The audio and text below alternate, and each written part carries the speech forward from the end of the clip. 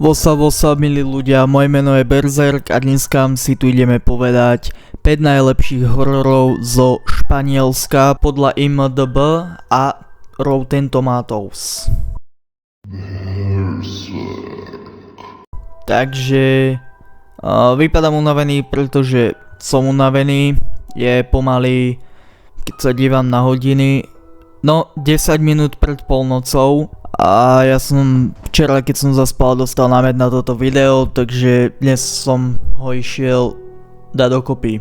Španielsko je krajina, ktorá vytvorila jedny z najlepších hororov v Európe. Niektoré horory dokonca majú lepšie hodnotenia než veľa hollywoodských filmov. Vytvorili atmosférické ghost story, brutálne horory alebo len temné fantasy príbehy. Toto je 5 najlepších španielských hororov podľa IMDb a Rotten Tomatoes. Kámo, bude to Tomatoes, neviem to. Faundov Labyrinth. Podľa hodnotenie vám budem dávať tam.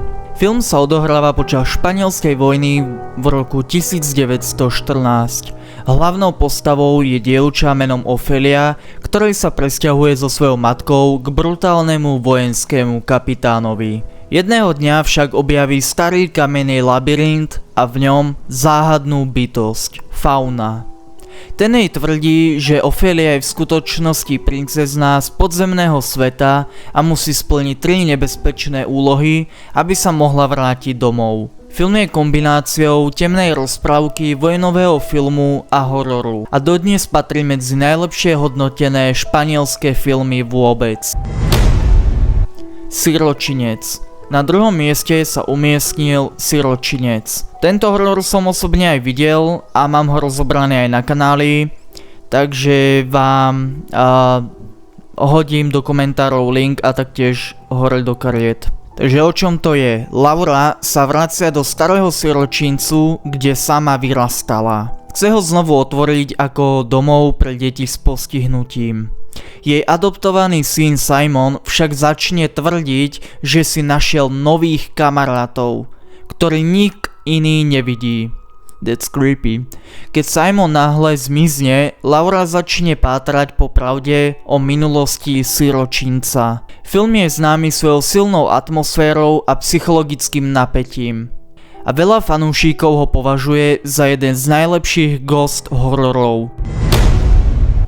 Na 3. mieste sa umiestnil Rec. Televízna reportérka Angela Vidal natáča nočnú reportáž o práci hasičov. By the way, tento horor som tiež videl a musím povedať, že bol dobrý celkom. Keď však dorazia do obyčajného bytového domu, zistia, že niečo nie je v poriadku. Jedna zo susediek sa správa extrémne agresívne a útočí na ľudí. Budovu rýchlo uzavrie polícia a všetci zostanú uväznení vo vnútri. To, čo spočiatku vyzeralo ako choroba, sa postupne mení na niečo oveľa horšie.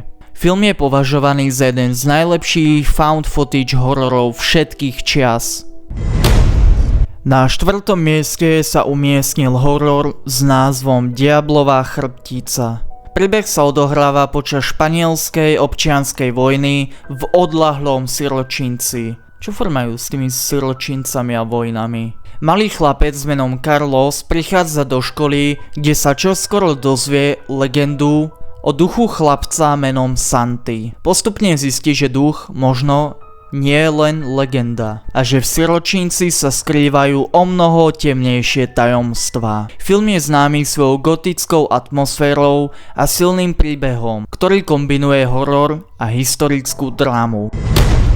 Na poslednom mieste sa umiestnil horor s názvom Zatiaľ čo spíš. Cezar pracuje ako domovník v bytovom dome. Na prvý pohľad je nenápadný a milý. Má však jednu zvláštnosť a tou je, že nedokáže byť šťastný. A jediný spôsob, ako sa cíti lepšie, je robiť život ostatným ľuďom mizerným. Najmä k jednej nájomníčke menom Klára. Film je extrémne nepríjemný psychologický trailer, ktorý ukazuje, ako veľmi môže byť nebezpečný človek, ukrývajúc sa za tvárou normálneho človeka.